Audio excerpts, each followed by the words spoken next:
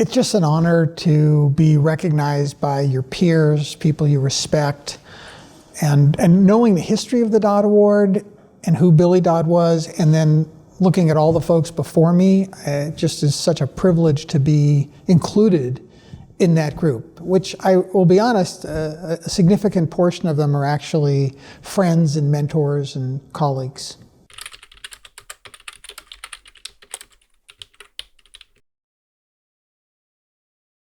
So for those who know me, I've always spoken out. I believe in speaking truth to power. I believe in speaking truth. And so in that regard, nothing's new with the pandemic, but I do think those of us in this field, AMDA members, when we heard about Kirkland in February and March of 2020, we all knew what was coming. We knew how at risk the residents were and how many could die. And I think when you know that people are in harm's way, you have no choice, in my opinion, but to speak out as loud as you can. And I think I think a lot of us tend to be more lovers, not fighters. And so I think it's hard you want to be collaborative, you want to be positive, but when you're face to face with knowing the tragedies that are before you, I think you've got to speak out, and you've got to speak out as loudly as you can.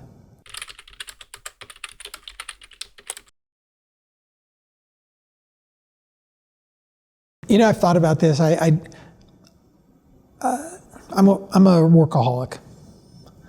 I find that those of us in the field who dedicated our lives to older adults and to an organization like AMDA, it's almost its own full-time job. Now I know that Dr. Dodd played the piano. I know he had he had that side of him.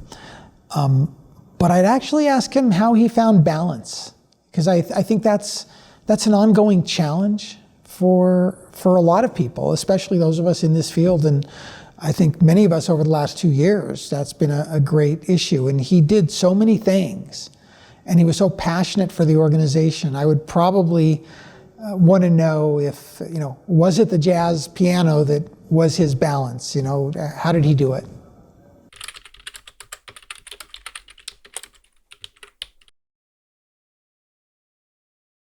This one's easy. There's no question. The biggest misconception is that nobody would ever want to work in a nursing home. And that's just not true. About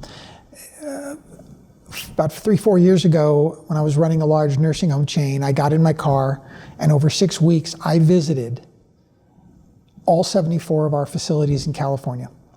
And I met with CNAs, housekeepers, maintenance people, as well as the administrator and DON, and as well as residents, of course. And what struck me was what I've known for over 3 decades of working in nursing homes. The people who work in nursing homes, number one, are the most compassionate people you will ever find. And they love what they do.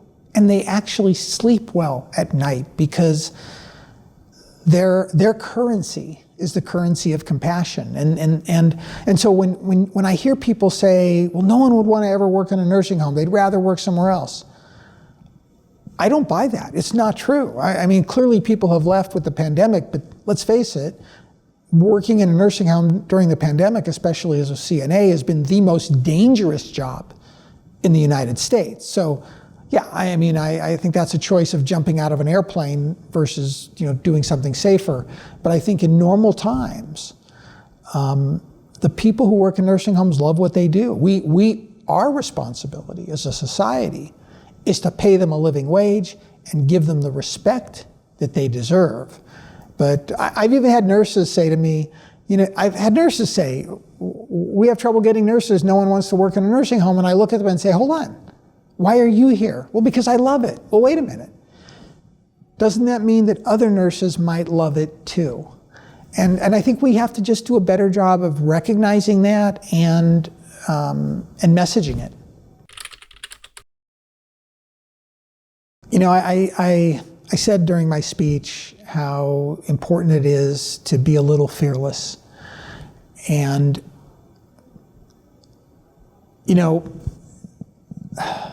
Doctors Without Borders came to the United States during COVID to work in nursing homes. And I want people to think about that. We normally think about Doctors Without Borders going to third world countries. And of all the countries in the world they chose to come to and all the places they chose to help were nursing homes in the United States. What does that say about the state of our nursing homes and how much work we have to do to improve? Again, I think we need to improve the financing. We need to improve the structure. We have the people. We have wonderful people.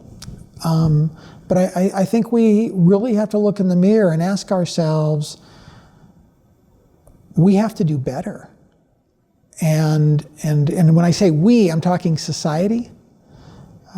Because I actually make a differential between what I call the nursing home profession, which is doctors, nurses, CNAs, housekeepers, administrators, DONs, and the nursing home industry, which to me is the business of nursing homes and the financial ownership of nursing homes. And there's a absolute differentiation between the two. The folks who work in the nursing home profession are incredible people who care deeply about the residents and the staff. And I'm honored to be part of it, and I was honored to get the DOT Award for that very reason.